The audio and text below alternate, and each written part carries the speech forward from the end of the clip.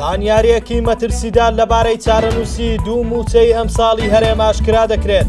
بەهۆی ڕازی نەبوونی حکوومەتی هەرێم بە بڕیارێکی بەغدا بارگرانی زیاتر لەسەر خەڵکی کوردستان دروست بووە.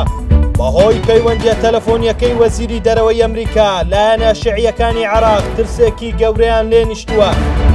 دکتۆر ڕەعەد ڕەفعا سەرۆکی لیستی 247 تەوتین زانیاریەکی مەترسیدار ئاشکرا دەکات و ڕای دەگەێنێت بۆ ئەوەی چیتر داهاتی نانەوتی نەنێرن بۆ بەغدا. حکوومەتی هەرێم دوو سیناریۆی خستۆتە بەردەم حکوومەتی عێراق. سیناریۆی یەکەم ئەوەیە ئەو دوو موچەی هەرێم کە دوا کەوتووە وەڕی 120 ملیاری داهاتی نانەوتی بۆ هەر مانگێک ببڕدرێت و باقی پارەکە بۆ هەرێم بنێردرێت. ئەگەر بەغدا بەو پێشنیارەش ڕازی نەبێت ئەوە با دوو موچەی ئەمساڵی فەرمانبەرانی هەرێم بفەوتێت. دەسەڵاتدارانی هەرێم وتویانە کە ئەوان ئامادەنین 240 ملیار بدەنە بەغدا بۆ دوو موچەی کۆتایی ئەمساڵ. دکتۆر ڕەعەد وتیشی داهاتی نانەوتی هەرێم نزیکەی 300 ملیار دیناری مانگانەیە، بەڵام بەهۆی بەشینەوەی ئەو پارانە بۆ کۆمپانیا حیزبیەکان و بەکارهێنانی لە بانگەشەی هەڵبژاردن نانەوێت ئەو پارەیە بدەنە بەغدا. بەو هۆیشەوە ئەگەر هەیە دوو موچەی کۆتایی ئەمساڵی فەرمانبەران بفەوتێت.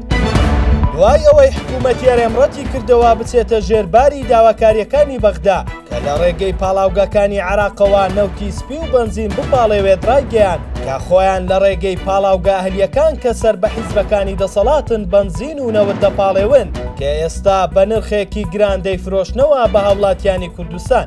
هاوکات دەسەڵات پاساو بۆ گرانبوونی نرخی بەنزین دەهێنێتەوە و دەڵێت گرانبوونی نرخی بەنزین بەهۆی کەمی بڕەکەیەوە بووە، بەڵام بە گوێرەی بەدواداچوونەکانی ستاندەر پەیوەندی بەوەوە هەیە کە ئەو پاڵاوگە ئەهلیانە نرخی پاڵاوتنیان گرانتر کردووە، بەو هۆیشەوە بە گرانتر دەیفرۆشنەوە بە خەڵک. لە کاتێکدا لە بەغدا بەنزین لتری بە 450 دینارە و نرخی یەک بەرمیل نەوتی سپی ماڵان بە 30,000 دینارە، بەڵام لە هەرێم نرخی یەک بەرمیل نەوت بە 180,000 دینارە.